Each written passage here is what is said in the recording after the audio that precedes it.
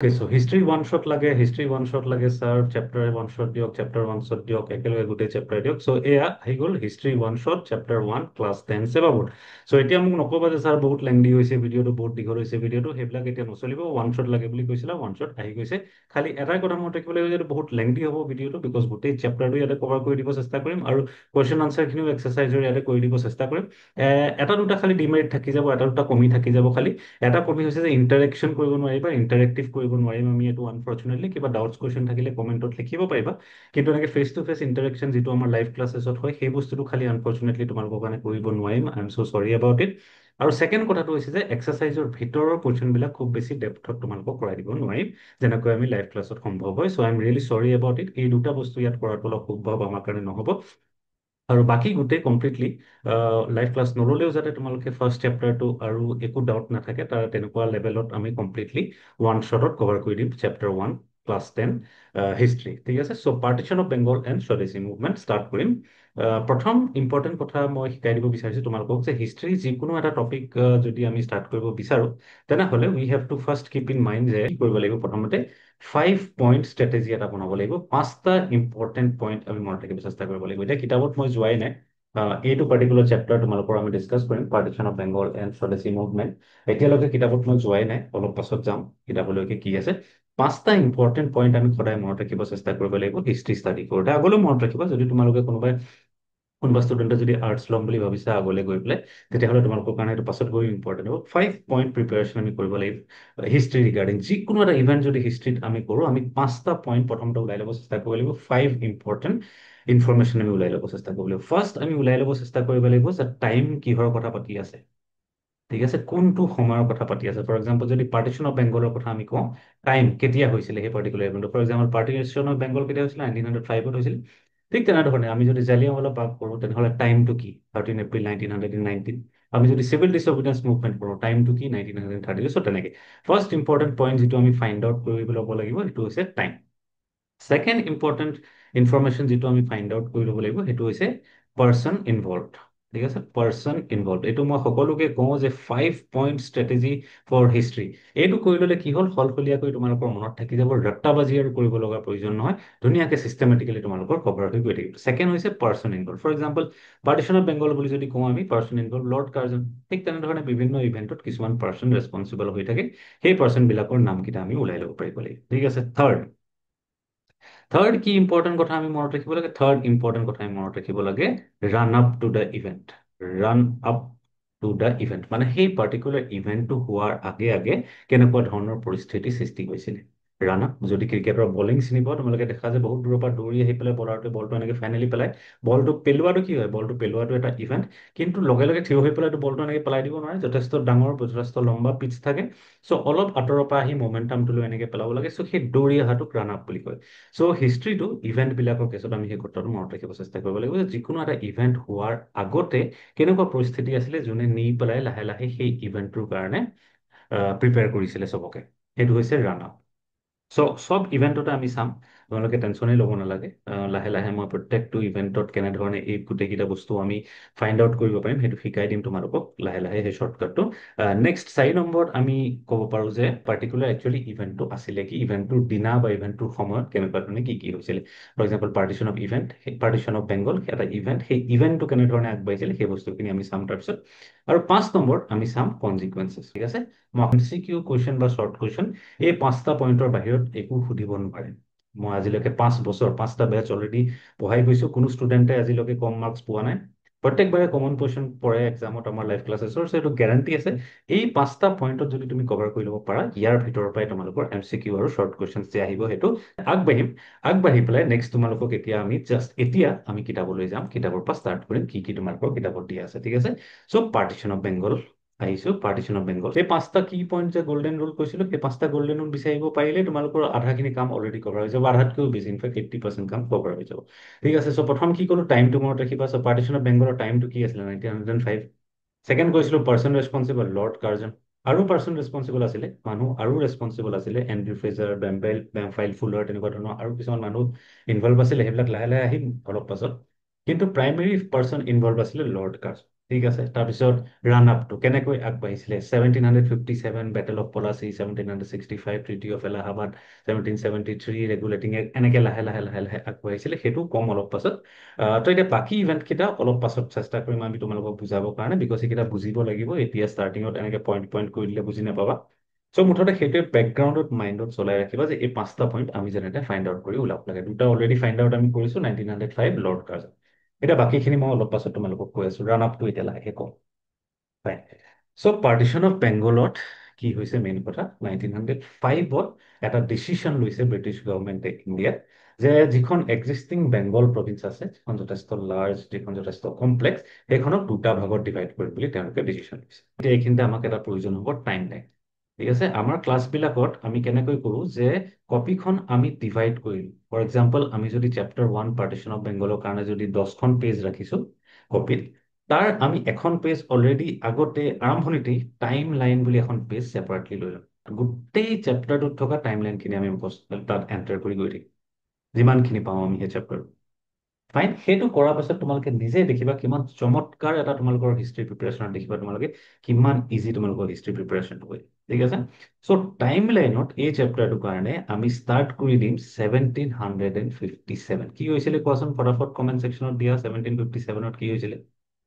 Next মই লিখিছো 1765, ফটাফট কোৱা 1765-ত কি হৈছিলে, কমেণ্টত যদি লিখিব পাৰা মানি যাম তোমালোকক। তাৰপিছত 1773, তাৰপিছত 1857, তাৰপিছত 1866, তাৰপিছত 1874। এইকেইটা বৰ্তমান ইমানখিনিলৈকে আমি কৰিব চেষ্টা কৰিম, তাৰপিছত আগলৈ লাহে লাহে যি পাওঁ সেইখিনি চাম। তো 1757-ত কি হৈছিলে, মই লাহে লাহে কম ইয়াৰ কি ৰিলেশ্যন আছে এইবিলাক কম। 1757-ত কি হৈছিলে, বেটেল অফ প্লাচি বুলি এখন যুদ্ধ হৈছিলে। বেটেল অফ প্লাচি বা বেটেল অফ পলাশী বুলিও কয় অসমীয়াত যদি আছে কোনোবা আছামিজ মিডিয়ামত। 1765-ত কি হৈছিলে, ট্ৰিটি অফ এলাহাবাদ। কাৰণ 1764-ত বেটেল অফ বক্সাৰ হৈছিলে, সেই বেটেল অফ বক্সাৰৰ পাছতেই ট্ৰিটি অফ এলাহাবাদ চাইন কৰা হৈছিলে। কাৰ মাজত চাইন কৰা হৈছিলে এইবিলাক আহিম অলপ পাছত। 1773-ত ৰেগুলেটিং এক্ট বুলি এখন পাছ হৈছিলে, ৰেগুলেটিং এক্ট।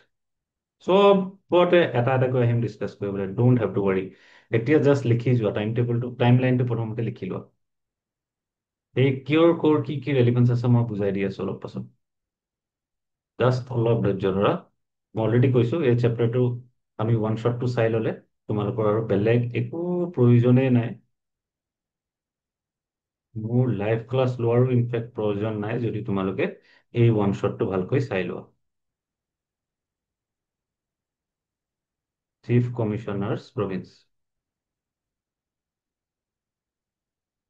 ভিডিঅ'টো যদি ভাল লাগে লাইকটো মাৰি দিবা, আৰু যদি ছাবস্ক্ৰাইব কৰা নাই ছাবস্ক্ৰাইবটো কৰি দিবা। তেতিয়াহে মটিভেশ্যন পাম না আৰু কিবা এটা বনাবৰ কাৰণে, তেতিয়াহে গম পাম যে তোমালোকে মোৰ ওপৰত ডিপেণ্ড কৰিছা, মোৰ ওপৰত বিশ্বাস কৰিছা। মোৰ তেতিয়া কি হ'ব, এটা লাইবিলিটি হৈ যাব তোমালোকক, যাতে ভালকে মই আৰু ডেলিভাৰ কৰিব পাৰোঁ, তাৰ কাৰণে ময়ো বাধ্য হৈ যাম। ৰাইট। চ' এই পাৰ্টিকুলাৰ টাইম লাইনটো চালেই আমি কি বুজি পাম, third point of the golden rule আমি বুজি পাম।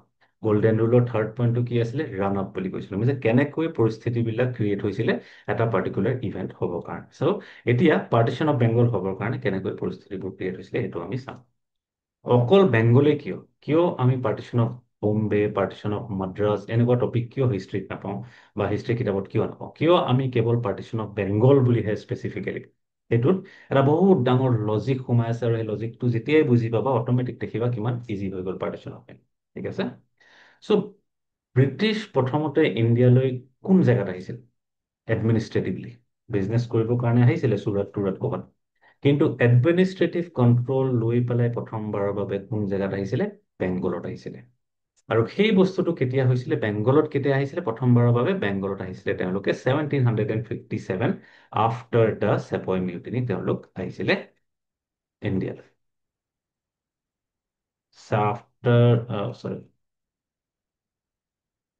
After battle of Plassey, 1757 battle of পলাচীত যেতিয়া চিৰাজউদ্দৌলাক ডিফিট কৰে, তাৰপিছত ব্ৰিটিছে প্ৰথমবাৰৰ বাবে এডমিনিষ্ট্ৰেটিভ কণ্ট্ৰল ক'ত পায়, বেংগলৰ ওপৰত পায়। ঠিক আছে, বুজিব চেষ্টা কৰিব, প্ৰথম ক'লৈ আহিছে, বেংগললৈ আহিছে। লাহে লাহে লাহে লাহে অভাৰ দ্য ইয়াৰ্ছ কি হৈছে, এই বেংগলৰ পৰাই তাহাঁতি নিজৰ হাতবোৰ স্প্ৰেড কৰিব আৰম্ভ কৰিছে ইণ্ডিয়াত। বিভিন্ন জেগাত, মাদ্ৰাজে হওক বা বম্বে হওক, সেইবিলাক জেগাত লাহে লাহে লাহে লাহে এক্সপাণ্ড কৰিছে। কিন্তু প্ৰথম খোপনি বা প্ৰথম ষ্টেপটো ক'ত লৈছে তেওঁলোকে? বেংগলত। 1757 বেটেল অফ পলাচিত যেতিয়া ডিফিট কৰে চিৰাজউদ্দৌলাক, তেতিয়া কি হয়, বেংগলখন এটা সৰু কিংডম এটা থাকে, সেই কিংডমটো ব্ৰিটিছে অকুপাই কৰিলে। 1764 আৰু এখন বেটেল হয়, বেটেল অফ বক্সাৰ, যিখনতো ব্ৰিটিছ জিকে।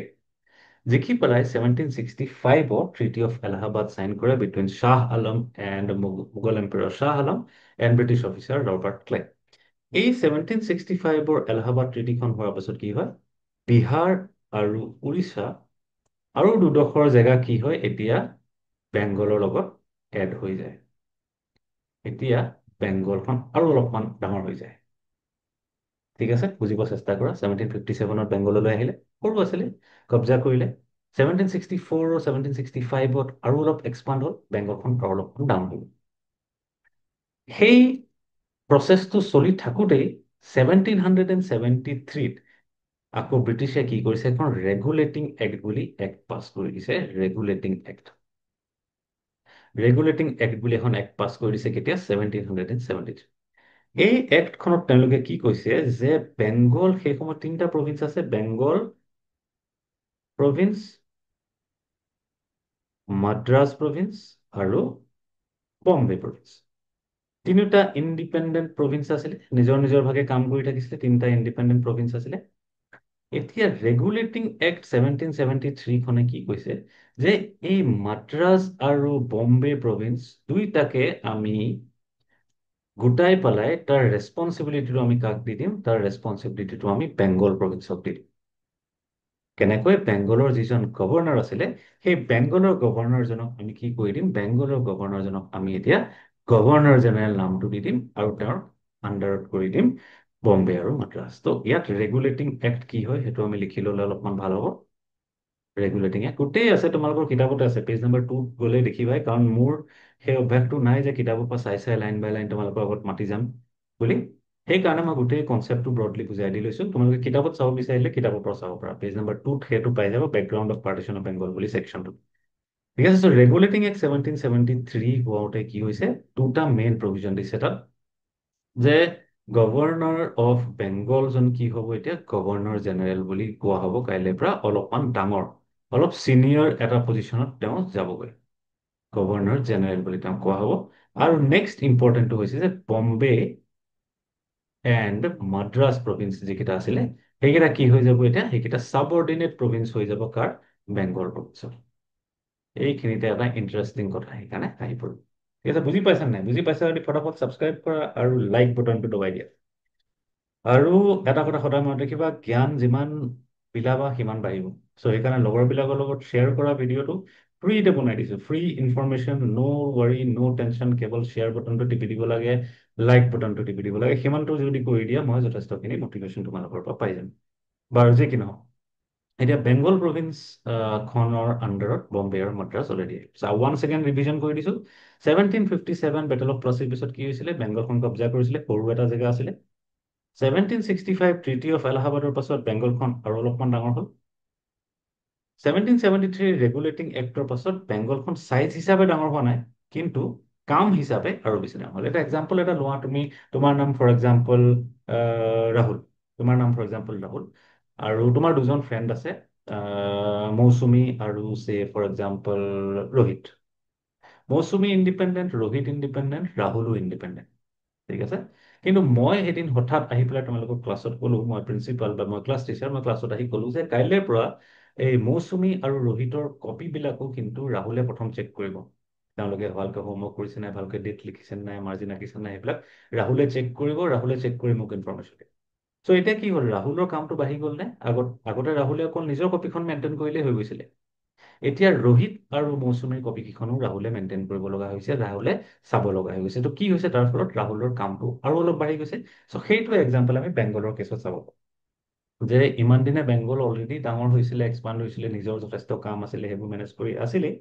তাৰ লগতে এতিয়া আকৌ ব্ৰিটিছ গভৰ্ণমেণ্টে কি কৈছে, লণ্ডনৰ পৰা ফোন কৰি পেলাই কৈছে যে বাবা Bengal, mister Bengal, you have to now take care of Bombay and Madras also'.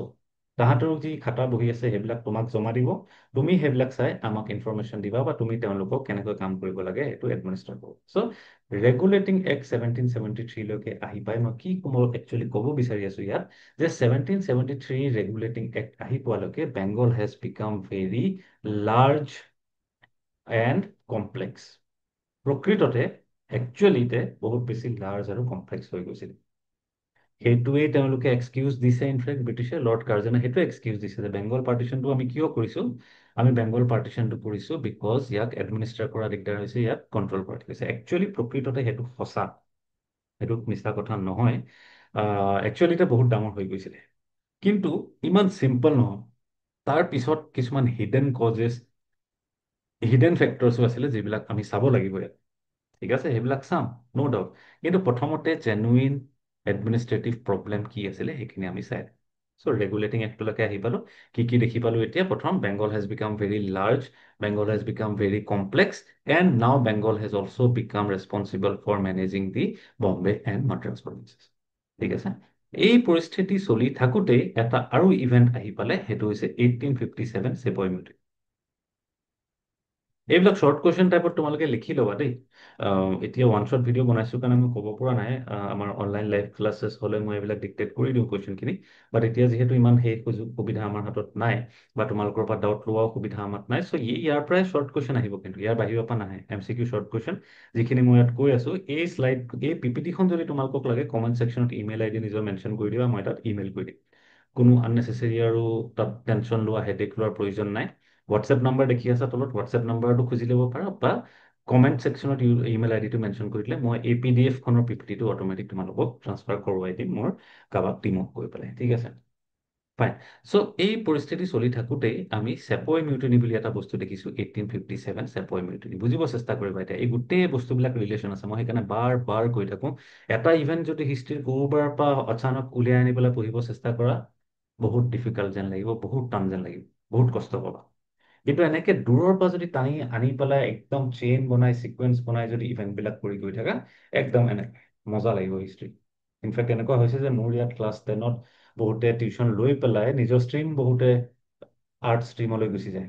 ঠিক আছে, আমাৰতো লাইভ ক্লাছেছ চলে, 10, 11, 12 চবৰে লাইভ ক্লাছেছ চলে। কিন্তু বহুবাৰ এনেকুৱা দেখিব পাইছোঁ যে ষ্টুডেণ্টে ক্লাছ 10ত পঢ়ি প্ৰথমতে বৰিং বৰিং বুলি ভাবি থাকে, ছ'চিয়েল ষ্টাডিজ বহুত বৰিং, বহুত বৰিং, ভাল নালাগে। কিন্তু ক্লাছ 10ৰ ছ'চিয়েল ষ্টাডিজ পঢ়ি উঠাৰ পাছত তেওঁলোকে দেখে যে আমি একচুৱেলি আৰ্টছে পঢ়িব বিচাৰিছোঁ। ঠিক আছে, এনেকুৱাও কেছ আছে বহুত। চ' সেইকাৰণে কৈছোঁ যে ৰিলেশ্যন কৰি, লজিক কৰি, টাইমলাইন কৰি বুজিব চেষ্টা। চেপই মিউটিনি 1857 আহি গ'ল। অলৰেডি পৰিস্থিতি আছিলে ডিফিকাল্ট, ব্ৰিটিছ অলৰেডি টেনশ্যনত আছিলে। যে 1857ত চেপই মিউটিনিৰ দ্বাৰা এটা ডাঙৰ আন্দোলন তেওঁলোকে দেখিলে, তেওঁলোকে আৰু বেছি ভয় খালে, পেনিক কৰিছে ব্ৰিটিছে, এতিয়া টেনশ্যনত আহি গৈছে ব্ৰিটিছ গভৰ্ণমেণ্ট। ক্লিয়াৰ? যে অলৰেডি আমাৰ এডমিনিষ্ট্ৰেশ্যন কৰা দিগদাৰ, কিন্তু তাৰ ভিতৰত আমি দেখিছোঁ যে আমাৰ কাৰণে কাম কৰা পুলিচবিলাক, মিলিটাৰীবিলাকো এতিয়া প্ৰটেষ্ট কৰা ষ্টাৰ্ট কৰিছে।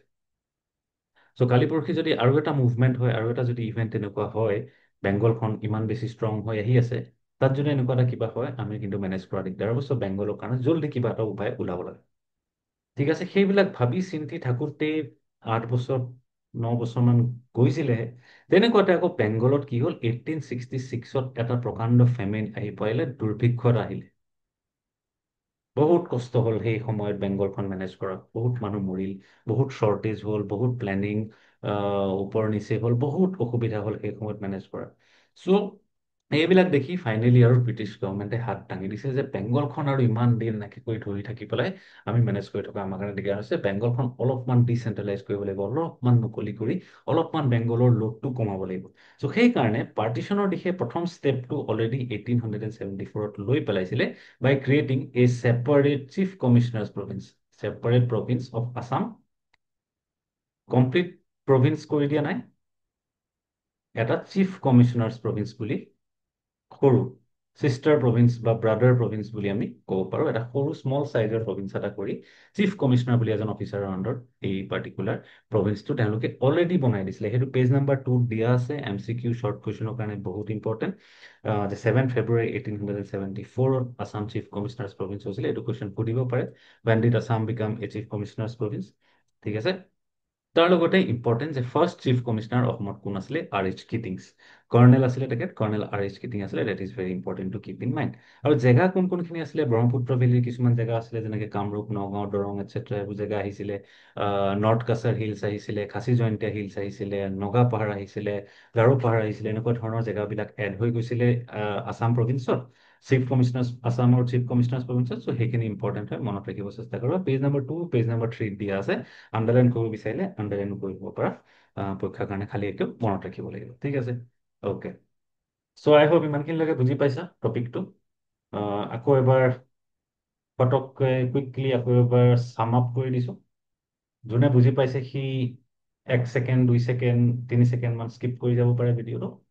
বাকী যোনে আকৌ এবাৰ কালেক্ট কৰি ল'ব বিচাৰিছে, চাম আপ কৰি ল'ব বিচাৰিছে, তেওঁলোকৰ কাৰণে কৈ দিব বিচাৰিছোঁ যে পাৰ্টিশ্যন অফ বেংগল 1905 যদিও হৈছিলে, এনেকে ঘপককৈ হঠাৎ ৰাতিপুৱা এদিন শুই উঠিছে আৰু লৰ্ড কাৰ্জেনে পাৰ্টিশ্যন অফ বেংগল ডিক্লেয়াৰ কৰি দিছে, তেনেকুৱা নহয়। এটা লম্বা বহুত দীঘলীয়া প্ৰচেছৰ মাধ্যমেৰে আহি আহি আহি আহি ফাইনেলি পাৰ্টিশ্যন অফ বেংগল কৰিবলৈ বাধ্য হ'ল। আৰু মই লগতে এইটোও কৈছোঁ যে কিয় পাৰ্টিশ্যন অফ বেংগলহে আমি দেখিব পাওঁ, কিয় ৱাই অনলি বেংগল।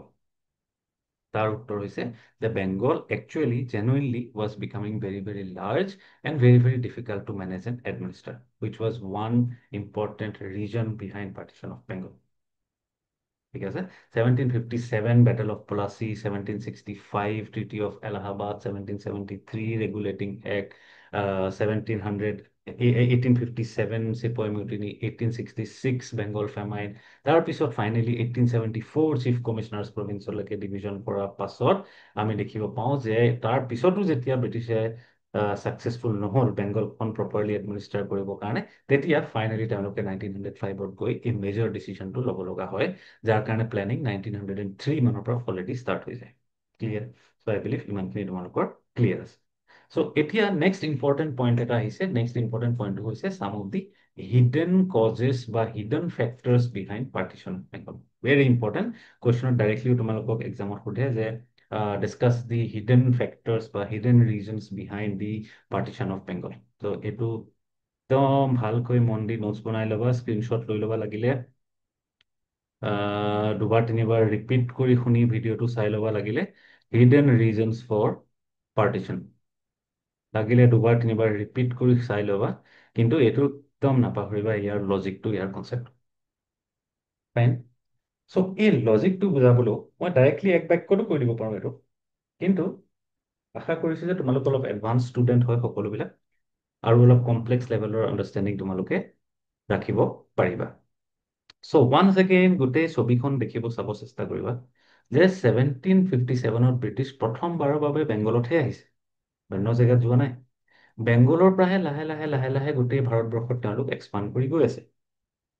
চ' বেংগলত যিহেতু তেওঁলোক প্ৰথম আহিছে আৰু বেংগলকে বেছ বনাই যিহেতু তেওঁলোকে এক্সপাণ্ড কৰাৰ সপোন দেখিছে, প্লেনটো দেখিছে, ত' মানে আন মানে নিবিচাৰিলেও নিবিচাৰিলেও তেওঁলোকে সেইকাৰণে কি হৈছে, বেংগলখন ডেভেলপ কৰিবলৈ বাধ্য হৈছে। বেংগল ডেভেলপ কৰিবলৈ তেওঁলোক বাধ্য হৈছে, নিবিচাৰিলেও, মন নাথাকিলেও তেওঁলোকে কৰিবলৈ বাধ্য হৈছে, কাৰণ তেওঁলোকক কি লাগিব, এই যদি গোটেই এডমিনিষ্ট্ৰেশ্যনটো চলাব হয় তেওঁলোকক অফিচাৰ্ছ লাগিব। কোম্পানীবিলাক, ফেক্টৰীজবিলাক, বিজনেছবিলাক যদি চলাব হয় তেওঁলোকক কি লাগিব, মেনেজাৰ্ছ লাগিব। ঠিক আছে। তেওঁলোকৰ কাৰণে কাম কৰিবৰ কাৰণে তেওঁলোকক অফিচাৰ্ছ, মেনেজাৰ্ছ, স্মাৰ্ট পিপল তেওঁলোকক প্ৰয়োজন হ'ব। কাৰণ তেওঁলোক বহুত কম মানুহ আহিছিলে, তাৰ পৰা 50জন 100জন মানুহ কেৱল ব্ৰিটেইনৰ পৰা, ইংলেণ্ডৰ পৰা আহিছিলে, আৰু অফিচাৰ সেই সিমানেই আছিলে অল ইণ্ডিয়াত। আৰম্ভণিৰ সময়ত 10, 12জন 20জন অফিচাৰ আছিলে, আৰু তেওঁলোকে যদি চলাব লগা হয় তেওঁলোক বাধ্য হৈছিলে, নিবিচাৰিলেও, যে ইণ্ডিয়ান মানুহক শিকাই বুজাই লৈ নিজৰ কামবিলাকত ইনভলভ কৰক। ঠিক আছে। চ' সেইকাৰণে তেওঁলোকে তাত কি কৰিব লগা হ'ল, বেংগলত কলেজ এষ্টাব্লিছ কৰিব লগা হ'ল, স্কুল এষ্টাব্লিছ কৰিব লগা হ'ল, কাৰণ হিন্দীত বা বেংগলীত বা অসমীয়াত লিখিলেতো নচলিব। ইংৰাজী ভাষাটো শিকিব পাৰিব লাগিব বেংগলৰ মানুহে বা অসমৰ মানুহে বা ভাৰতৰ মানুহে। তাৰ কাৰণে কি লাগিব, কলেজ লাগিব, স্কুল লাগিব।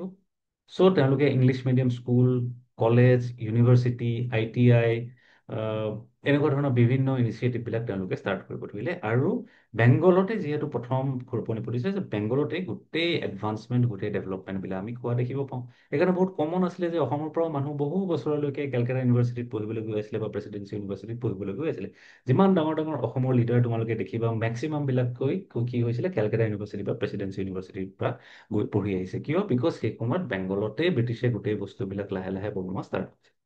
চ' এতিয়া যিহেতু বেংগলত এনেকুৱা ধৰণৰ এডভান্স এডুকেশ্যন চিষ্টেম এটা ক্ৰিয়েট কৰিছিলে, ত' বেংগলৰ মানুহবিলাক সেইকাৰণে কি হ'ল, ফৰ্চুনেটলিয়ে বুলি কোৱা ইণ্ডিয়াৰ ফালৰ পৰা আৰু ব্ৰিটিছৰ ফালৰ পৰা আনফৰ্চুনেটলিয়ে বুলি কোৱা, মানুহবিলাক বহুত লাহে লাহে ইনফৰ্মড আৰু মষ্ট ইম্পৰ্টেণ্টলি কি বুলি আমি ক'ব পাৰোঁ, কনচিয়াছ, অসমীয়াত সজাগ বুলি ক'ব পাৰোঁ তাক। মানুহবোৰ সজাগ হ'ব ষ্টাৰ্ট কৰিলে। তেওঁলোকে যেতিয়া লাহে লাহে ব্ৰিটিছ কনচেপ্টবিলাক পঢ়িলে, লিবাৰ্টি, ইকুৱেলিটি, জাষ্টিচ, তেওঁলোকে ৰিয়েলাইজ কৰিব ধৰিলে যে আমি দেখোন এইবোৰ একোৱে পোৱা নাই। ইমান সুন্দৰ সুন্দৰ কনচেপ্টবিলাক আমি পঢ়িছোঁ, কিন্তু আমি দেখোন গোলাম ব্ৰিটিছৰ। আমি নিজৰ মতে একো কৰিব নোৱাৰোঁ, আমি দেখোন ফ্ৰী নহয়। এনেকেতো নচলিব। আমি লাহে লাহে লাহে লাহে কমন পিপলবিলাককো সজাগ কৰিব লাগিব, কমন পিপলবিলাককো আমি এৱেৰ কৰিব লাগিব। চ' সেই বস্তুটো কি আছিলে, সেই বস্তুটো বেংগলত আনফৰ্চুনেটলি ব্ৰিটিছৰ কাৰণে সেই বস্তুটো ষ্টাৰ্ট হৈছিলে। ব্ৰিটিছে বিচৰা নাছিলে, ভবা নাছিলে সেইটো হ'ব বুলি, কিন্তু সেইটো হ'বই, সেইটো বাধ্য, সেইটো হ'বই, সেইটো কেতিয়াও ৰখাব নোৱাৰা। যেতিয়া মানুহবিলাক পঢ়া শুনা হ'ব, যেতিয়া মানুহবোৰ লাহে লাহে ডেভেলপ হ'ব, তেতিয়া মানুহবিলাকে অলৰেডি এইটো ৰিয়েলাইজ কৰা ষ্টাৰ্ট কৰিব যে কিবা এটা বস্তু কমি আছে আমাক। আমাক কিবা এটা বস্তু যে নাই পোৱা আমি, সেইটো তেওঁলোকে ৰিয়েলাইজ কৰিব। আমি ফ্ৰীডমটোৱে যে পোৱা নাই, সেই বস্তুটো তেওঁলোকে ৰিয়েলাইজ কৰিব। আৰু সেইটোৱে বেংগলত ইনফেক্ট হ'ল ৰাইজ অফ নেশ্যনেল কনচিয়াছনেছ বুলি আমি কওঁ। ৰাইজ অফ নেশ্যনেল কনচিয়াছনেছ বুলি এটা খুব ইম্পৰ্টেণ্ট কনচেপ্ট, ইম্পৰ্টেণ্ট টপিক, সেইখিনিতে আমি দেখিব। ঠিক আছে, মানুহবোৰ লাহে লাহে সজাগ হোৱা ধৰিলে আৰু ইউনাইট হ'ব ষ্টাৰ্ট কৰিছে। এজন দুজনকৈ মানুহে কবিতা লিখিব ষ্টাৰ্ট কৰিছে, নতুন নতুন ৰচনা লিখিব ষ্টাৰ্ট কৰিছে, নাটক লিখিব ষ্টাৰ্ট কৰিছে, গল্প লিখিব ষ্টাৰ্ট কৰিছে। যিবিলাক মানুহে নেজানে তেওঁলোককো লাহে লাহে এৱেৰ কৰিব ষ্টাৰ্ট কৰিছে বেংগলৰ পঢ়া শুনা মানুহবিলাকে, ইণ্টেলেকচুৱেল। আৰু এইখিনিতে লুকাই আছে hidden cause of partition of Bengal. Hidden cause কি আছিলে? যে people of Bengal were becoming conscious and aware, and started demanding Swaraj, started demanding freedom, etc. etc. Freedom direct demand কৰা নাই বাৰু 1905-06-ত, লাহে লাহে গৈ সেই কনচেপ্টটো ডেভেলপ হ'ব। কিন্তু তথাপিও পিপল যে সজাগ হৈছে, পিপল যে ইউনাইট হৈছে, সেইটো যে এটা ডেঞ্জাৰাছ বস্তু, সেইটো যে এটা সংকটজনক বস্তু, সেইটো কথা ব্ৰিটিছে ৰিয়েলাইজ কৰিব ষ্টাৰ্ট কৰিছিলে। আৰু তেওঁলোকে প্লেন কৰিলে যে বেংগলৰ ইণ্টেলেকচুৱেল মানুহখিনিক মাজত ইউনিটিটো যদি আমি ব্ৰেক কৰি দিব পাৰোঁ, তেতিয়াহ'লে কি হ'ব, আমি ছাকচিড কৰিম আৰু কেইবছৰমান শাসন কৰিবলৈ। সেইটোকে আমি কি বুলি ক'লো, পাৰ্টিশ্যন অফ বেংগল বুলি ক'ব পাৰোঁ। বেংগলখনক দুটা ভাগত ডিভাইড কৰি বেংগলৰ মাজত ইমাৰ্জ হৈ থকা নেশ্যনেলিজমটো ডিভাইড কৰি দিব লাগিব। সেইটোৱে আছিলে hidden reason behind the partition of Bengal. আৰু সেইটোতে তেওঁলোকে কি প্লেন কৰিলে ব্ৰিটিছসকলে, যে আমি ইয়াতে এটা গেম খেলিম, আমি হিন্দু আৰু মুছলিমৰ নামত ডিভাইড কৰা ষ্টাৰ্ট কৰিম মানুহবিলাকক। ইমান দিনে এওঁলোক মিলি আছে, একেলগে থাকিছে, এতিয়া আমি হিন্দু আৰু মুছলিমৰ নামত ডিভিজন এটা ক্ৰিয়েট কৰা ষ্টাৰ্ট কৰিম। আমি তেওঁলোকক লাহে লাহে লাহে লাহে তেওঁলোকক আমি ইনষ্টিগেট কৰা, লাহে লাহে তেওঁলোকক আমি এক্সপাণ্ড কৰা ষ্টাৰ্ট কৰাই দিম যে তোমালোক দুজন একেলগে থাকিব পৰা সম্ভাৱনা নাই, তোমালোকে ইজনে সিজনৰ পৰা আঁতৰি থকা বুলি কৈ এনেকে ডিভাইড কৰিব সৃষ্টি কৰিম। সেইটো আছিলে hidden cause behind partition of Bengal. ঠিক আছে, এতিয়া পেজ নাম্বাৰ 4-5ত ইম্পৰ্টেণ্ট ডেট কিছুমান আছে, যিবোৰ আমি লাইভ ক্লাছেছত কভাৰ কৰোঁ, কিন্তু ইয়াত ওৱান শ্বট ভিডিঅ'ত সেইবিলাক কভাৰ নকৰোঁ, যিহেতু আমি অকল কনচেপ্টবিলাকৰ কথা ইয়াতে পাতি আছোঁ। চ' সেইখিনি চাই ল'বা তোমালোকে, খুবেই ইম্পৰ্টেণ্ট, MCQ কুৱেশ্যনৰ কাৰণে খুব ইম্পৰ্টেণ্ট। এটা মিনি টাইমলাইন তোমালোকে বনাই ল'ব পাৰা, পাৰ্টিশ্যন অফ বেংগলৰ মিনি টাইমলাইন, যিটো পেজ নাম্বাৰ 4 ফাৰ্ষ্ট পেৰাগ্ৰাফত দিয়া আছে, যে 1 জুন 1903 কি হৈছিলে, 28 মাৰ্চ 1903 কি হৈছিলে, তাৰ পৰা গৈ গৈ তেনেকৈ 19 জুলাই 1905 কি হৈছিলে, 1 ছেপ্টেম্বৰ 1905 কি হৈছিলে, সেই গোটেইখিনি ইম্পৰ্টেণ্ট পইণ্ট হয়। সেইকেইটা তোমালোকে কিন্তু একদম মিছ নকৰিবা। তোমালোকে সেইকেইটা টাইমলাইন, মিনি টাইমলাইন এটা বনাই লৈ পেলাই সেই বস্তুকেইটা কভাৰ কৰি যাব চেষ্টা কৰিবা, কাৰণ পৰীক্ষাত সোধাৰ বহুতেই বেছি চান্স আছে। ঠিক আছে, চ' নেক্সট আহিছোঁ এতিয়া নেক্সট টপিক, যিটো 4 পইণ্ট পাৰ্টিশ্যন প্লেন। ঠিক আছে, 4 পইণ্ট পাৰ্টিশ্যন প্লেন, যে পাৰ্টিশ্যনটো কেনেকৈ হ'ব তাৰ বিষয়ে 4 পইণ্ট ডিক্লেৰেশ্যন এটা কোনে কৰিছে? লৰ্ড কাৰ্জনে কৰিছে। লৰ্ড কাৰ্জনে কৰিছে কোনদিনা কৰিছে? 1 ছেপ্টেম্বৰ 1905। 1 ছেপ্টেম্বৰ 1905 লৰ্ড কাৰ্জনে ফাইনেলি অফিচিয়েলি ডিক্লেয়াৰ কৰি দিছে যে এতিয়া পাৰ্টিশ্যন অফ বেংগলটো হ'বই আৰু কোনেও ৰখাব তাক নোৱাৰে। ফাইন। চ' তাত 4টা পইণ্ট দিছে, তোমালোকৰ পেজ নম্বৰ 5ত পাই যাবা কিতাপত। বাট তাক মনত ৰাখিবৰ কাৰণে ট্ৰিক দিছোঁ তোমালোকক। ফাৰ্ষ্ট পইণ্টটো কি মনত ৰাখিব লাগিব? কিহৰ কথা পাতিছে ফাৰ্ষ্ট পইণ্টটোৱে? About the new province. About the new প্ৰভিন্সৰ কথা পাতিছে তেওঁলোকে। ঠিক আছে।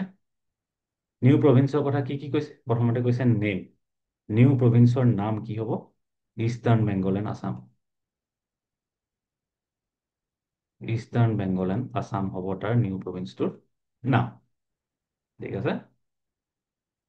নেক্সট কি কৈছে তাত? কেপিটেল কি হ'ব?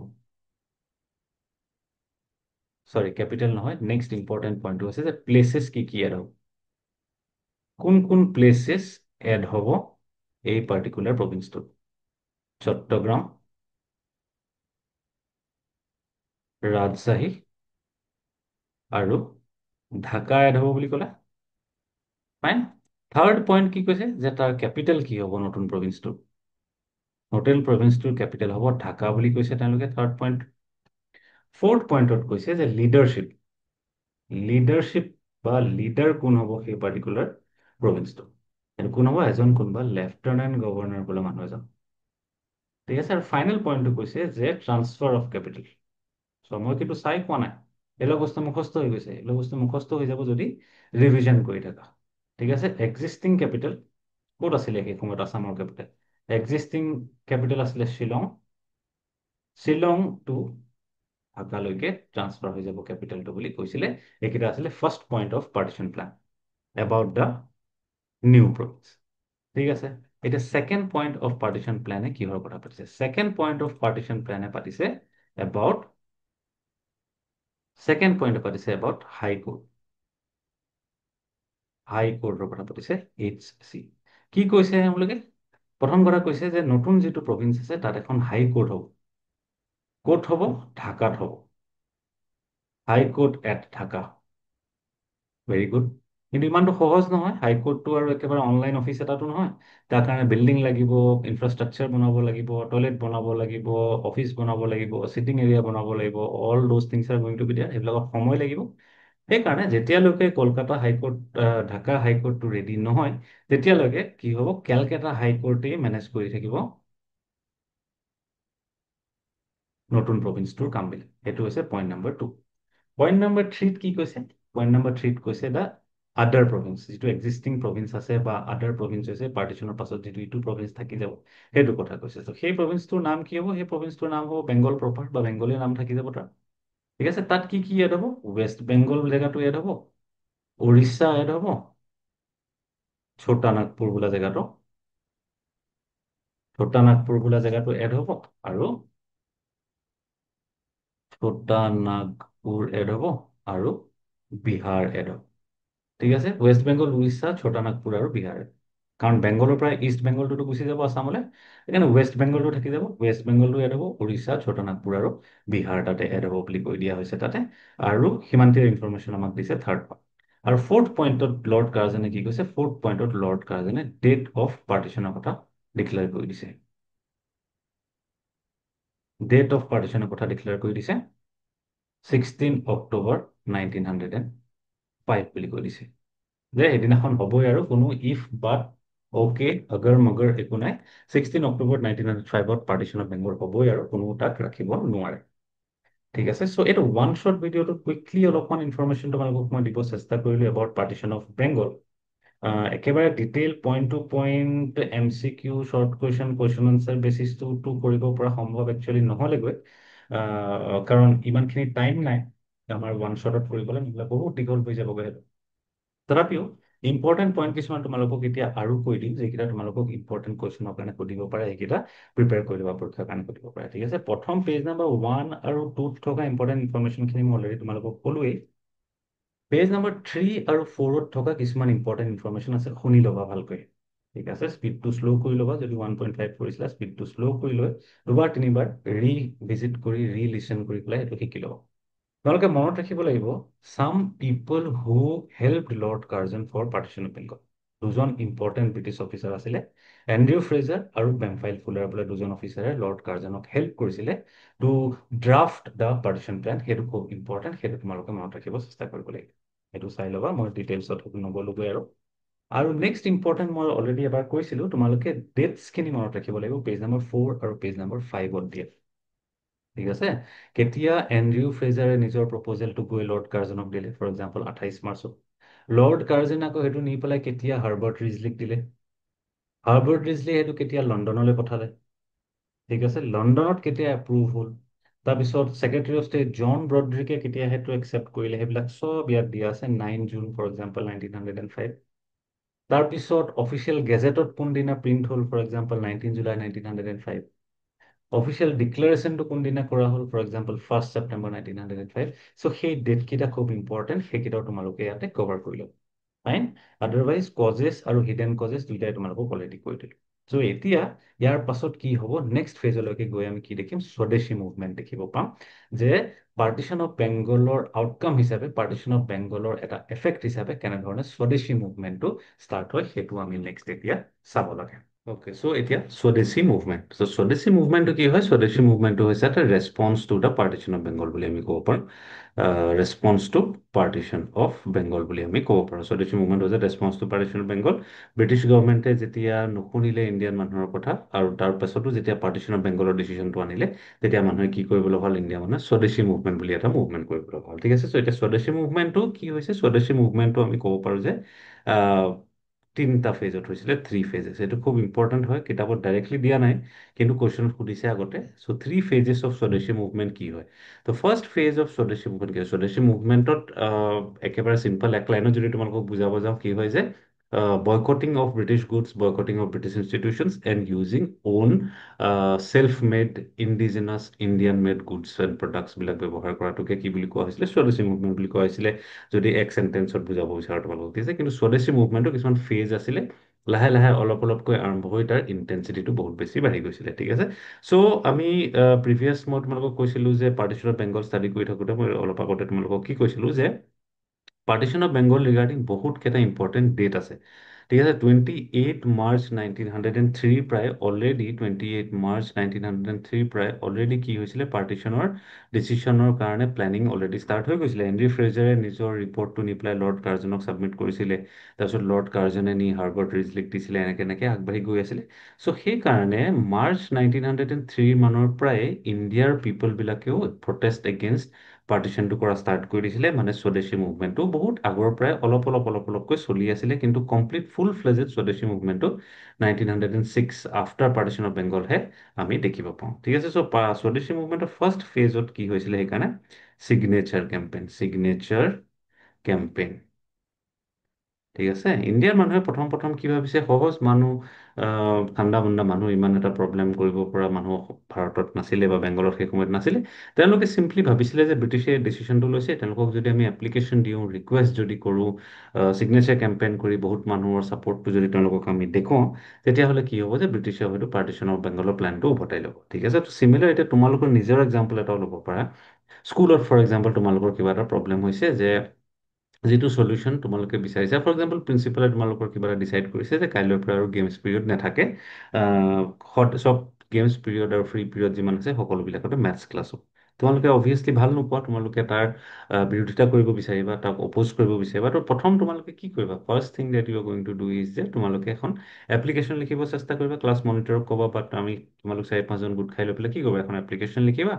লিখি পেলাই প্ৰিন্সিপাল ছাৰ বা প্ৰিন্সিপাল মেমৰ ওচৰত যাবা, গৈ পেলাই মেমক বা ছাৰক ক'বা যে ছাৰ প্লিজ এইটো নকৰিব, কাইণ্ডলি আমাৰ গেমছ পিৰিয়ডটো থাকিব দিয়ক। ঠিক আছে, চ' সেই একেটা বস্তুৱেই ইণ্ডিয়ান মানুহেও কৰিছিলে। তেওঁলোকে নিজৰ ছাপৰ্টটো দেখাবৰ কাৰণে গোট খাই পেলাই গৈ ব্ৰিটিছক এপ্লিকেশ্যন, ৰিকুৱেষ্ট, পেটিশ্যন সেইবিলাক দিছিলে, আৰু তাৰ তলত চিগনেচাৰবিলাক কালেক্ট কৰিছিলে বহুত মানুহৰ, এইটো কথা দেখাবৰ কাৰণে যে চক ইমান মানুহে এই পাৰ্টিকুলাৰ এপ্লিকেশ্যনখন ছাপৰ্ট কৰিছে। That was first thing. আৰু অবভিয়াছ কথা, সেইটো কেতিয়াও ব্ৰিটিছে মানি লোৱা নাছিলে যে আৰে কি মতলব আছে, তহঁতি চিগনেচাৰ কৰিছ, কি দিছ, আমাৰ কি মতলব আছে, পাৰ্টিশ্যন হ'বই, we are not going to listen to it. So' যিহেতু সেই কথাটো মানি নল'লে সেইকাৰণে ছেকেণ্ড ফেজলৈ ইণ্ডিয়ান মানুহবিলাক যাব লগা হ'ল। ছেকেণ্ড ফেজ অফ স্বদেশী মুভমেণ্টত ইণ্ডিয়ান মানুহে সেইকাৰণে কি কৰিলে, ইণ্ডিয়ান মানুহে ৰেলিজ কৰা ষ্টাৰ্ট কৰিলে, ৰেলিজ এণ্ড প্ৰটেষ্ট, অলপমান ইণ্টেনচিটিটো ইনক্ৰিজ কৰিলে, যে আমি আন্দোলন কৰিম, ৰাস্তাত বহিম, প্ৰটেষ্ট কৰিম। তেনেকে ধৰণে আমি আমাৰ পাৰ্টিশ্যন অফ বেংগলৰ এগেইনষ্টত নিজৰ প্ৰটেষ্টটো আমি দেখুৱাম ব্ৰিটিছৰ আগত। কিজানি তেতিয়া ব্ৰিটিছে শুনি লয়, কিজানি তেতিয়া ব্ৰিটিছে মানি লয় আমাৰ ডিমাণ্ডবিলাক। কিন্তু কি দেখিব পালোঁ আমি, এইটোতো ব্ৰিটিছে মানি লয়। ফাইনেলি সেইকাৰণে থাৰ্ড ফেজত গৈ ইণ্ডিয়ানছবিলাকে কি কৰিব লগা হ'ল, বয়কট কৰিব লগা হ'ল। আৰু আমি দেখিম যে এই ফাইনেল বয়কটটো কৰাৰ কাৰণেহে একচুৱেলি ব্ৰিটিছে অলপমান গুৰুত্ব দিলে, আৰু ফাইনেলি 1911 মানলৈকে গৈ পেলাই পাৰ্টিশ্যনৰ প্লেনটো উভতাই ল'লে, ৰিপিল কৰিলে। ঠিক আছে। চ' স্বদেশী মুভমেণ্টৰ তিনিটা ফেজ আছিলে। প্ৰথম চিগনেচাৰ কেম্পেইন আৰম্ভ কৰিছে মানুহবিলাকে, ৰিকুৱেষ্ট, পেটিশ্যন, এপ্লিকেশ্যন দিয়া ষ্টাৰ্ট কৰিছে। ব্ৰিটিছে শুনা নাই, ৰেচপেক্ট কৰা নাই। সেইকাৰণে অলপ ইণ্টেনচিটিটো বঢ়াই অলপমান ৰেলিজ, প্ৰটেষ্ট, আন্দোলনবিলাক কৰা ষ্টাৰ্ট কৰিলে। সেইটোতো যেতিয়া নুশুনিলে, ফাইনেলি মানুহে ডিচাইড কৰিলে যে আমি কি কৰিম এতিয়া, বয়কট কৰিম ব্ৰিটিছ। বয়কটৰো আকৌ তোমালোকে অলপ পাছত দেখিবা যে বয়কটৰো আকৌ তিনিটা ফেজেছ আছিলে। ঠিক আছে। ফাৰ্ষ্ট ফেজ অফ বয়কটত কি কৰিছোঁ আমি, ব্ৰিটিছৰ গুডছবিলাক বয়কট কৰিছোঁ, তেওঁলোকৰ কাপোৰ কানি, তেওঁলোকৰ পিন্ধা উৰা, তেনেকুৱা ধৰণৰ ব্ৰিটিছ গুডছবিলাক ফাৰ্ষ্ট বয়কট কৰিছোঁ। ঠিক আছে।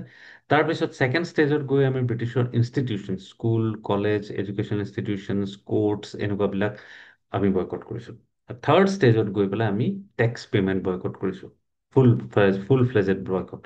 আমি টেক্স পে'মেণ্ট নকৰোঁ, আমি লোন ৰিপে'মেণ্ট নকৰোঁ, আমি পেনাল্টি পে'মেণ্ট নকৰোঁ। সেই গোটেইবিলাক লাহে লাহে লাহে লাহে গৈ এটা কমপ্লিট ব্ৰড স্বদেশী মুভমেণ্টৰ ৰূপ লয়, যিটো আমি লাহে লাহে অলপ পাছত গৈ গৈ পেলাই দেখিম। ঠিক আছে। তো these war the phases of স্বদেশী মুভমেণ্ট। এতিয়া নেক্সট ইম্পৰ্টেণ্ট কথা হৈছে যে স্বদেশী মুভমেণ্টৰ ৰিগাৰ্ডিং আমি এটা মিনি টাইমলাইন বনাব লাগিব। ওৱান মিনি টাইমলাইন বুলি যাক আমি ক'ব পাৰোঁ, মিনি টাইমলাইন বুলিও ইয়াক ক'ব পাৰোঁ। এইটো টাইমলাইন কিহৰ ওপৰত হয়, এইটো টাইমলাইন স্বদেশী মুভমেণ্টৰ ওপৰত হয়। স্বদেশী মুভমেণ্ট ৰিগাৰ্ডিং কি কি ইম্পৰ্টেণ্ট ইভেণ্ট আছিলে তাৰ এইটো টাইমলাইন হয়। চ' ফাৰ্ষ্ট হৈছে 6 July 1903, 6 July 1903। Second, 14th July 1903, 1905, 14th July 1905।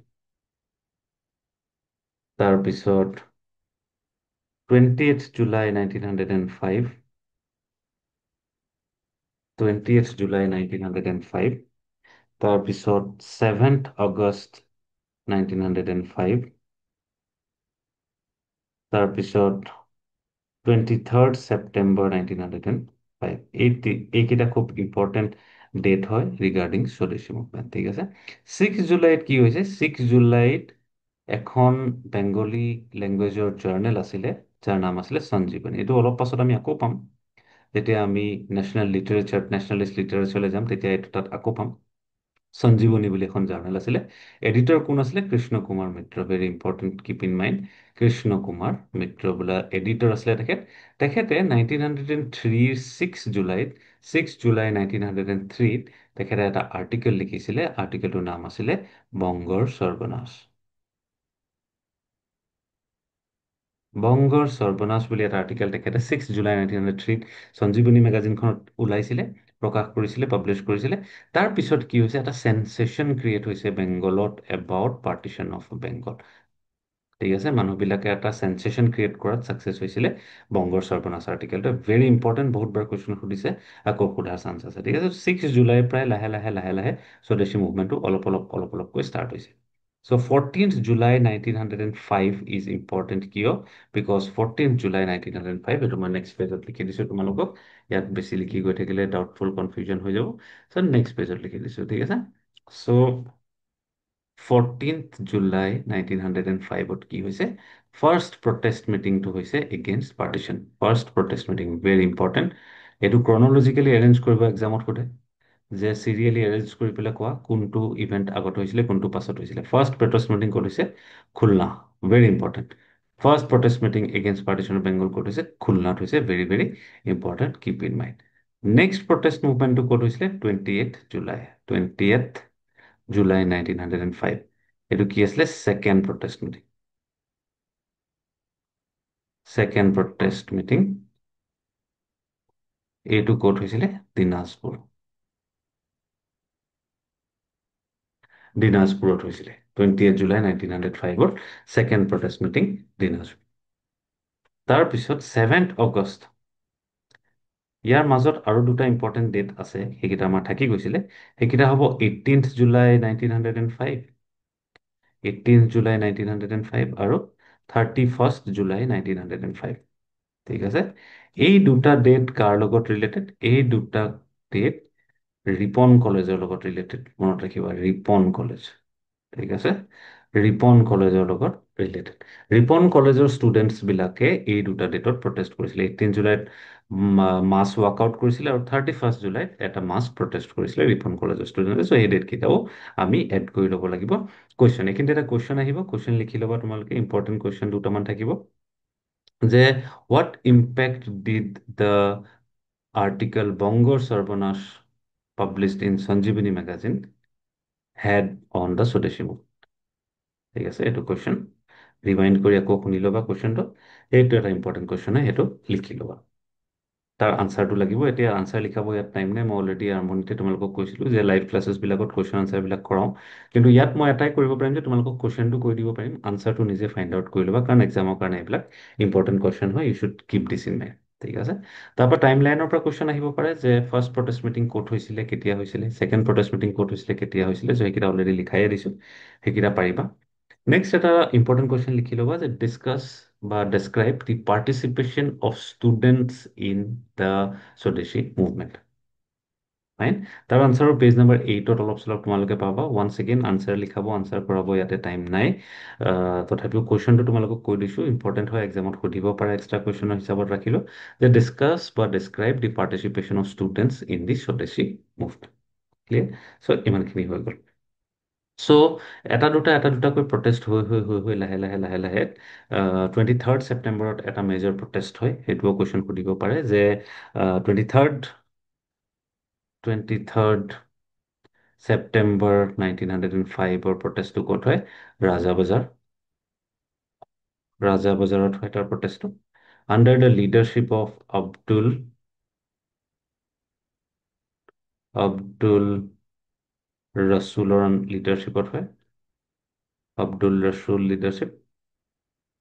ঠিক আছে। চ' এইকেইটা পইণ্ট মনত ৰাখিবা। এইটো কুৱেশ্যন সুধিব পাৰে। ফৰ এক্সাম্পল টাইম লাইনৰ কুৱেশ্যনটো সোধাৰ চান্স আছে যে কোন মুভমেণ্টটো কোনদিনা হৈছিলে, কাৰ লিডাৰশ্বিপত হৈছিলে, কোন জেগাত হৈছিলে। So' all of this things you have to keep in mind. Right. এতিয়া নেক্সট। চ' গৈ ফাইনেলি ইমান প্ৰটেষ্ট হ'ল যদিও একো লাভ নহ'ল। ফাইনেলি 16 অক্টোবৰ 1905 ডেটটো আহি পালে, ডে অফ পাৰ্টিশ্যন। খুব ইম্পৰ্টেণ্ট হয়। এইখিনিতে এটা মষ্ট এচেঞ্চিয়েল কুৱেশ্যন হয়, তোমালোকক মই এইটো লিখিয়ে দিছোঁ ইয়াত, লিখি ল'বা। Describe the activities undertaken by people of Bengal. Describe the activities undertaken by people of Bengal on the day of partition. ঠিক আছে, খুব ইম্পৰ্টেণ্ট টপিক এইটো, মোষ্ট ইম্পৰ্টেণ্ট কুৱেশ্যন বুলি ক'ব পাৰা এইটো, এই পাৰ্টিকুলাৰ চেপ্টাৰটো, ফাৰ্ষ্ট চেপ্টাৰ। ঠিক আছে, ডেছক্ৰাইব দ্য এক্টিভিটিজ আণ্ডাৰটেকেন বাই পিপল। চ' তাত কি লিখিবা তোমালোকে? প্ৰথম হৈছে observed national morning day. Morning নহয়, মনত ৰাখিবা, মৰ্ণিং ডে। মৰ্ণিং ডে মানে কি হয়? ট্ৰেজেডি, দুখৰ এটা দিন, ট্ৰেজেডি। ঠিক আছে। তাৰপিছত নেক্সট কি কৰিছে তেওঁলোকে? এভইডেড cooking as recommended by whom? As recommended by Ramendra Sundar Trivedi. Very, very important. Ramendra Sundar Trivediয়ে ৰিকমেণ্ড কৰিছিলে। কিয় তেওঁ ৰিকমেণ্ড কৰিছিলে কুকিং এভইড কৰিবৰ কাৰণে? তাতে মানুহে নিজৰ ইউনিটিটো দেখাবৰ কাৰণে ঘৰৰ পৰা ওলাই ৰাস্তাত আহিব পাৰক। কোনো মানুহ যেন নিজৰ দৈনন্দিন কামত এক্টিভ হৈ বিজি হৈ নাথাকক ঘৰৰ ভিতৰত। কুকিংটো এটা খুব কমপ্লেক্স, এটা দীঘলীয়া দিনজোৰা এটা কাৰ্যসূচী হ'ব বুলি আমি ক'ব পাৰোঁ। চব্জি কটা, বাচন ধোৱা, খানা বনোৱা, all of those things are there. এনেকুৱা ধৰণৰ কামত যাতে মানুহে অকুপাইড হৈ ঘৰৰ ভিতৰত সোমাই থাকিবলগীয়া, সোমাই নাথাকক, ৰাস্তালৈ বাহিৰলৈ ওলাই আহি যাতে নিজৰ ইউনিটিটো মানুহে দেখাব পাৰে, সেইকাৰণে ৰবীন্দ্ৰ সুন্দৰ ত্ৰিবেদীয়ে ছাজেষ্ট কৰিছিলে, ৰিকমেণ্ড কৰিছিলে যে আমি কুকিংটো সেইদিনাখন বন্ধ কৰিব লাগে, প্ৰথম কথা। ছেকেণ্ড কথা হৈছে, ইমান দুখৰ অৱস্থাত, ইমান শোকৰ পৰিস্থিতিত মানুহৰ খাবও মন নাযায়। চ' খানা পিনাও বন্ধ কৰাৰ এটা মন কৰিছিলে মানুহে সেইদিনাখন। আৰু প্লাছ এটা ইউনিটিৰ চিম্বল হিচাপে মানুহে এই ষ্টেপটো লৈছিলে। ঠিক আছে। থাৰ্ড হৈছিলে ৰাখী বন্ধন চেলিব্ৰেট কৰিছিলে। ৰাখী বন্ধন চেলিব্ৰেট কৰিছিলে। Tied rakhi on the hands of each other. Tied rakhis on the hands of each other. ঠিক আছে। এটা ফেমাছ ৰবীন্দ্ৰনাথ টেগৰৰ এটা চং আছিলে, সেইটো ৰাখী চং, খুব সেইদিনাখন পপুলাৰ হৈছিলে, সেইদিনাখন মানুহে খুব গাইছিলে। চংটোৰ নাম আছিলে বাঙালীৰ প্ৰাণ বাঙালীৰ মন। ঠিক আছে। এক হওক হে ভগৱান, কমপ্লিট লিখা নাই, সেইটো পাই যাবা তোমালোকে পেজ নাম্বাৰ 8-ত। বাঙালীৰ প্ৰাণ বাঙালীৰ মন, এক হওক হে ভগৱান। ঠিক আছে। ৰাখী চংটো তেওঁলোকে ৰিচাইড কৰিছিলে। তাৰপিছত 16 অক্টোবৰ দিনাখন এটা হৰতালো হৈছিলে, এটা ষ্ট্ৰাইক বা হৰতাল হৈছিলে সন্ধিয়াৰ ভাগত গৈ পেলাই কেলকাতাত। ফাইনেলি আনন্দমোহন বোস বোলা মানুহজনে,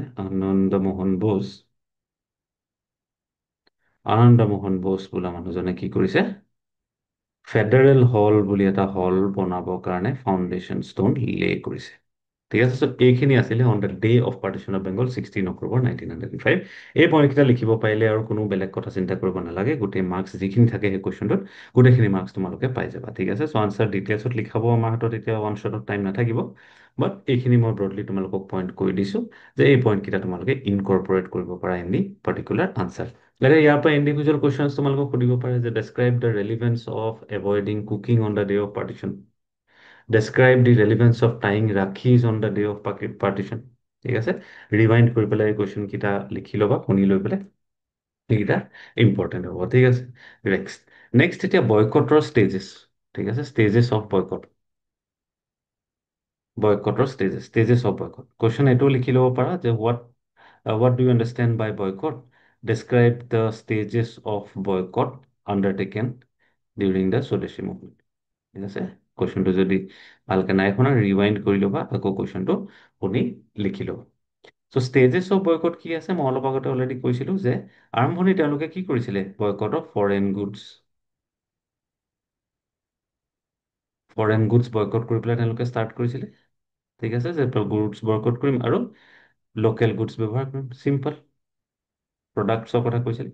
ছেকেণ্ড তেওঁলোকে ক'লে যে আমি ইনষ্টিটিউশ্যনছবিলাকো বয়কট কৰিম, স্কুলছ, কলেজেছ, কোৰ্টছ, গভৰ্ণমেণ্ট অফিচেছ, এটচেট্ৰাবিলাকো আমি বয়কট কৰিম, second phase. Third phase finally avoid payments. Payment কৰাটো যেতিয়া বন্ধ কৰিছে ব্ৰিটিছৰ, লাহে লাহে বহুত বেছি টেনশ্যন বাঢ়ি গৈছে। পে'মেণ্ট কেনেকুৱা ধৰণৰ পে'মেণ্টছ থাকিব পাৰে, টেক্স ৰেভিনিউ পে'মেণ্ট থাকিব পাৰে, agricultural tax, land tax, etcetera যিবোৰ কালেক্ট কৰিছিলে সেইবোৰ পে' নকৰোঁ বুলি ক'লে।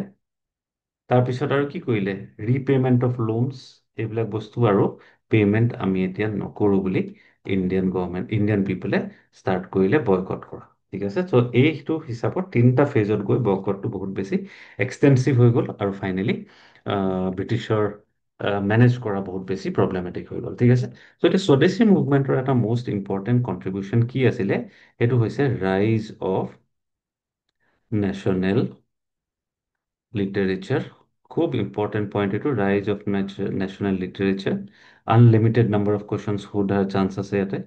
ৰাইজ of national literature, national education, national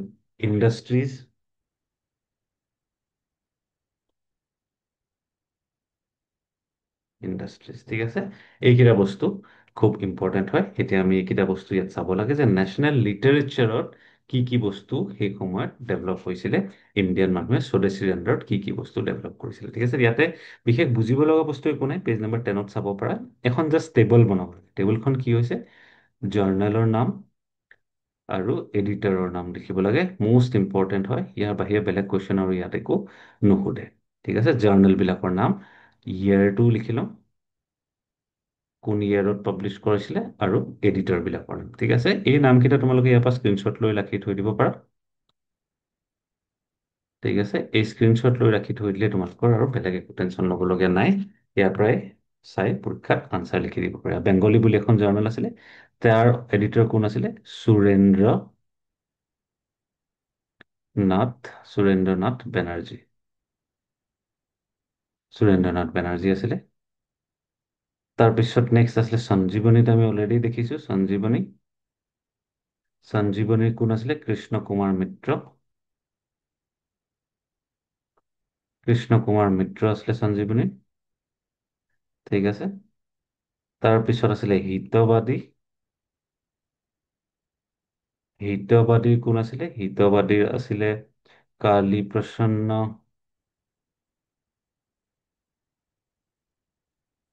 Kali প্ৰসন্ন কাব্য এণ্ড যোগেন্দ্ৰনাথ বিদ্যাভূষণ।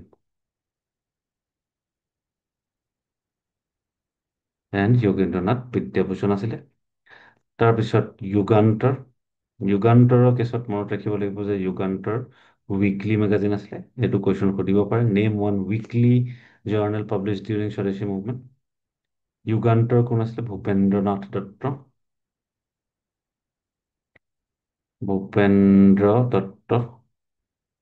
যুগান্তৰ আছিলে ভূপেন্দ্ৰ দত্ত। ঠিক আছে, সন্ধ্যা। সন্ধ্যা মেগাজিন বা সন্ধ্যা জাৰ্নেল কোন আছিলে? ব্ৰহ্মবান্ধৱ উপাধ্যায়। ব্ৰহ্মবান্ধৱ উপাধ্যায়। উপাধ্যায়, উপাধ্যায় নহয়, ব্ৰহ্মবান্ধৱ উপাধ্যায়। তাৰপিছত বহুত ফেমাছ, বহুত পপুলাৰ ডন মেগাজিন। সতীশ চন্দ্ৰ মুখাৰ্জী, মানুহজন খুব ফেমাছ। সতীশ চন্দ্ৰ মুখাৰ্জী। সতীশ চন্দ্ৰ মুখাৰ্জী। ঠিক আছে, সতীশ চন্দ্ৰ মুখাৰ্জী। তাৰপিছত সুপ্ৰভাত আছিলে। সুপ্ৰভাতত আমি মনত ৰাখিব লাগিব যে সুপ্ৰভাত কি আছিলে? ফিমেল মেগাজিন আছিলে। ফিমেল জাৰ্নেল আছিলে সুপ্ৰভাত। কুমুদিনী মিশ্ৰ, ভেৰি ইম্পৰ্টেণ্ট। কুমুদিনী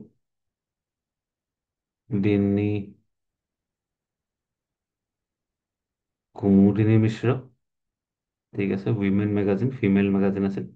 তাৰপিছত বন্দে মাতৰম। ফাইনেল, বন্দে মাতৰম কোনে কৰিছিলে? অৰবিন্দ ঘোষ। অৰবিন্দ ঘোষ। অৰবিন্দ ঘোষে কৰিছিলে বন্দে মাতৰম। ঠিক আছে, এইকেইটা মুখস্থ যদি কৰা, ইয়াৰ বাহিৰে আৰু এইখিনিত বেলেগ জানিব লগা আমি একো নাইকিয়া। ঠিক আছে, এইকেইটা আছিলে নেশ্যনেল জাৰ্নেলছ যিখিনি সেই সময়ত পাব্লিছ হৈছিলে। এতিয়া নেক্সট আমি চাব লাগিব কিছুমান ইম্পৰ্টেণ্ট প্লেচ, মানে ড্ৰামা বা নাটক। ঠিক আছে, চাম ইম্পৰ্টেণ্ট প্লেচ। নেক্সট পইণ্ট আহিছে ইম্পৰ্টেণ্ট প্লেচ। ছাবস্ক্ৰাইব কৰি দিবা চেনেলটো যদি এতিয়ালৈকে ছাবস্ক্ৰাইব কৰা নাই। মই জেনেৰেলি নকওঁ আজিকালি ছাবস্ক্ৰাইব কৰিবৰ কাৰণে, কাৰণ মই জানো যে ভাল পালে, পচন্দ হ'লে অলৰেডি তোমালোকে ছাবস্ক্ৰাইব নিজৰ মতে কৰিবাই। চ' সেইকাৰণে ভাল লাগিলে ছাবস্ক্ৰাইব কৰিবা যদি বুজি পোৱা। আৰু যদি এনেকুৱা ভিডিঅ' অনাটো বিচাৰা, মটিভেট কৰিবৰ কাৰণে, তোমালোকে ছাবস্ক্ৰাইব কৰিব পাৰা। Drama please, পলাশীৰ প্ৰায়শ্চিত্ত। পলাশীৰ প্ৰায়শ্চিত্ত প্লেখন কোনে লিখিছিলে? Kshirode Prasad. Very important, question সোধাৰ চান্স থাকে। Next Siraj-ud-Daulah.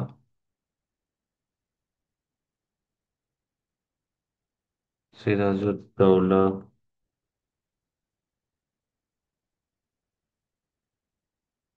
And Mir Kasim. Sirajuddaula and Mir Kasim কোনে লিখিছে? এইবোৰ স্ক্ৰীনশ্বট লৈ ৰাখি থবা তোমালোকে দেই, পৰীক্ষাৰ কাৰণে। তেতিয়া আৰু বেলেগকৈ নোটছ বনোৱা বা প্ৰেক্টিছ কৰাৰ তোমালোকৰ প্ৰয়োজন নাই। গিৰীশ ঘোষ। চিৰাজউদ্দৌলা এণ্ড মীৰ কাছিম, গিৰীশ ঘোষ। তাৰপিছত চাব্বাছ বাংগালী। চাব্বাছ বাংগালী। চাব্বাছ বাংগালী লিখিছে অমৃতলাল। অমৃত লাল বোস। সাব্বাস বাঙালি অমৃতলাল বোস। ঠিক আছে, তাৰপিছত বংগৰ অংগচ্ছেদ, বংগৰ অংগচ্ছেদ, বংগৰ অংগচ্ছেদ, বংগৰ অংগচ্ছেদ লিখিছে অমৰেন্দ্ৰ দত্ত, অমৰেন্দ্ৰনাথ দত্ত, অমৰেন্দ্ৰনাথ দত্ত লিখিছে। ঠিক আছে, এইকেইটা খুব ইম্পৰ্টেণ্ট প্লেজ হয়, ড্ৰামা হয়, যিকেইটা সেই সময়ত লিখা হৈছিলে। ফাইন। এটা নেক্সট ইম্পৰ্টেণ্ট পইণ্ট হৈছে চাম পপুলাৰ বুকছ ৰিটেন ডিউৰিং স্বদেশী মুভ। এইবিলাকৰ ওপৰত মই বহুত শ্বৰ্টছ বনাইছোঁ অলৰেডি, শ্বৰ্টছবিলাকো গৈ ফ'ল' কৰিব পাৰা। আদাৰৱাইজ ইয়াৰ পৰাও স্ক্ৰীনশ্বট লৈ তোমালোকে ৰাখিব পাৰা। ইম্পৰ্টেণ্ট বুকছ ৰিটেন ডিউৰিং স্বদেশী মুভমেণ্ট। ঠিক আছে, ইম্পৰ্টেণ্ট বুকছ ৰিটেন ডিউৰিং স্বদেশী মুভমেণ্ট। আটাইতকৈ পপুলাৰ হৈছে জাপানী বীৰ, জাপানী বীৰ। ঠিক আছে, জাপানী বীৰ লিখিছে স্বৰ্ণ কুমাৰী দেৱী, স্বৰ্ণ কুমাৰী দেৱী। জাপানী বীৰ লিখিছে স্বৰ্ণ কুমাৰী দেৱীয়ে। তাৰপিছত জয় সংগীত লিখিছে প্ৰমথ নাথ, জয় সংগীত, জয় সংগীত লিখিছে প্ৰমথ নাথ ৰয় চৌধুৰী, প্ৰমথ নাথ ৰে চৌধুৰী। ঠিক আছে, প্ৰমথ নাথ ৰে চৌধুৰী লিখিছে। তাৰপিছত নেক্সট পপুলাৰ হৈছে নব্য ভাৰত, নব্য ভাৰত লিখিছে কাৰ্তিক চন্দ্ৰ দাসগুপ্ত, কাৰ্তিক চন্দ্ৰ দাসগুপ্ত, কাৰ্তিক চন্দ্ৰ দাসগুপ্তই লিখিছে। তাৰপিছত বংগলক্ষ্মীৰ ব্ৰত কথা, বংগলক্ষ্মীৰ ব্ৰত কথা, বংগলক্ষ্মীৰ ব্ৰত কথা, ৰংগলক্ষ্মীৰ ব্ৰত কথা লিখিছে ৰমেন্দ্ৰ সুন্দৰ ত্ৰিবেদী। অলপ আগতে ৰমেন্দ্ৰ সুন্দৰ ত্ৰিবেদীৰ নাম আমি আৰু পাইছিলোঁ। তেওঁ কুকিং এভইড কৰিব কৈছিলে 16 অক্টোবৰৰ দিনা, ৰমেন্দ্ৰ সুন্দৰ ত্ৰিবেদী। ঠিক আছে, এইবিলাক আছিলে important books written during that particular period. ঠিক আছে, আৰু পপুলাৰ গান আছিলে সেই সময়ত ভাই ভাই এক ঠাই পপুলাৰ গান ব্যৱহাৰ কৰা হৈছিলে, তেওঁলোকে গাইছিলে, মানুহে ৰিচাইড কৰিছিলে। ভাই ভাই এক ঠাই বুলি গান আছিলে। ঠিক আছে, ভাই ভাই এক ঠাই, sorry, ভাই ভাই এক ঠাই was an article, not a song. ভাই ভাই এক ঠাই was an article written by Rabindranath Tagore. So all of these are important. তোমালোকক কুৱেশ্যন সুধিব পাৰে, মেচ দ্য ফলোয়িং দি দিব পাৰে, বা which of the following is correctly match, which of the following is ৰংলি match বুলি কৈ নামকেইটা দি দিলে, আৰু তোমালোকক সুধিব ক'লে যে সুধিলে যে কোৱা কাৰেক্ট আনচাৰ কি হয় সেইটো কোৱা। ঠিক আছে, সেই সময়ত এটা নেশ্যনেল ইনষ্টিটিউশ্যন ফৰ্ম হৈছিলে বংগীয় কলা সংসদ বুলি, বংগীয় কলা সংসদ। বংগীয় কলা সংসদ ফৰ্ম হৈছিলে অৱনীন্দ্ৰনাথ ঠাকুৰৰ লিডাৰত, অৱনীন্দ্ৰনাথ অৱনীন্দ্ৰনাথ ঠাকুৰৰ আণ্ডাৰত ফৰ্ম হৈছিলে বংগীয় কলা সংসদ। ঠিক আছে, চ' এই গোটেইবিলাক কি হয়, নেশ্যনেল লিটাৰেচাৰত কণ্ট্ৰিবিউট কৰিছিলে ইণ্ডিয়ান মানুহবিলাকে। কিয়? বিকজ তেওঁলোকে ব্ৰিটিছৰ লেংগুৱেজ, ব্ৰিটিছৰ কলেজ স্কুল নপঢ়ো বুলি কৈছিলে। চ' পঢ়া শুনা বাদ দিলেতো নহ'ব, কিবা এটাতো পঢ়িব লাগিব। তাৰ কাৰণে কি কৰিব লাগিব, আমি নিজৰ লেংগুৱেজত কিতাপবিলাক লিখা ষ্টাৰ্ট কৰিব লাগিব, আৰু মানুহক এৱেৰ কৰিব লাগিব, কনচিয়াছ কৰিব লাগিব। তাৰ কাৰণে আমি নিজৰ লেংগুৱেজত ড্ৰামা কৰিব লাগিব, নিজৰ লেংগুৱেজত বুক লিখিব লাগিব, নিজৰ লেংগুৱেজত পয়েট্ৰি লিখিব লাগিব। চ' সেইবিলাক কৰিব লাগিব। ঠিক আছে, চ' ইয়াতে এটা ইম্পৰ্টেণ্ট কুৱেশ্যন কি ওলাই আহে, এইকেইটাতো শ্বৰ্ট কুৱেশ্যন থাকিলেই, book journal editor, book writer, play writer, এইবিলাকতো থাকিলে শ্বৰ্ট কুৱেশ্যন বা MCQ কুৱেশ্যনত। এটা অলপমান লং কুৱেশ্যনত কি থাকিব পাৰে, যে describe the contribution made by the national literature, বা এনেকে সুধিব পাৰে যে describe the rise of national literature during the Swadeshi move. এইটো কুৱেশ্যন খুব ইম্পৰ্টেণ্ট, লং কুৱেশ্যনত সুধিব পাৰে। চ' কুৱেশ্যনটো লিখি ল'বা, মই ইয়াতে লিখিও দিছোঁ, লাগিলে স্ক্ৰীনশ্বট লৈ তোমালোকে ৰাখি থৈ দিব পাৰা। 1 ছেকেণ্ড, আনচাৰ লিখাব ইয়াতে আমাক টাইম নহ'ব।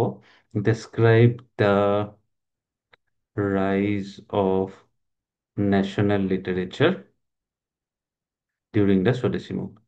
ঠিক আছে, চ' সেই কুৱেশ্যনটো আনচাৰটো খুব ইম্পৰ্টেণ্ট হয়, ইয়াতে পাবা পেজ নাম্বাৰ 10 পৰাই আনচাৰটো তোমালোকে লিখিব পাৰিবা, ঠিক আছে। চ' এই ওৱান শ্বৰ্ট ভিডিঅ'টোত ইমানখিনি আমি এই পাৰ্টিকুলাৰ লেকচাৰটোত দি দিছোঁ। বাকী থকাখিনি ৰাইজ অফ মুছলিম লীগে হওক বা ৰাইজ অফ নেশ্যনেল এডুকেশ্যনে হওক, সেইটো এটা বেলেগ ভিডিঅ'ত কৰি দিম।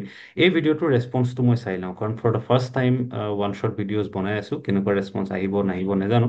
যদি ৰেচপন্স ভাল হয়, যদি ভাল পোৱা, যদি পচন্দ হোৱা, যদি বিচাৰা তোমালোকে চব চেপ্টাৰৰে এনেকৈ হওক কমেণ্টত মেনশ্যন কৰিব পাৰা। শ্বেয়াৰ কৰিবা, লাইক কৰিবা। যদি মই দেখোঁ যে কনচিডাৰেবল নাম্বাৰ অফ ভিউজ আহিছে, ইয়াতে কনচিডাৰেবল নাম্বাৰ অফ লাইকছ কমেণ্টছ আহিছে, তেতিয়াহ'লে এটা এটাকৈ প্ৰত্যেকটো চেপ্টাৰৰে ওৱান শ্বট দিব ট্ৰাই কৰিম। আৰু যিমান পাৰোঁ তোমালোকক হেল্প কৰিব ট্ৰাই কৰিম। যিবিলাকে লাইভ ক্লাছ লৈ আছে তো লৈছেই, নোলোৱাবিলাককো যাতে হেল্প কৰিব পাৰোঁ অলপমান কেনেবাকৈ, সেই বস্তুটো আমি চেষ্টা কৰিম, ঠিক আছে। চ' থেংক ইউ ছ' মাছ।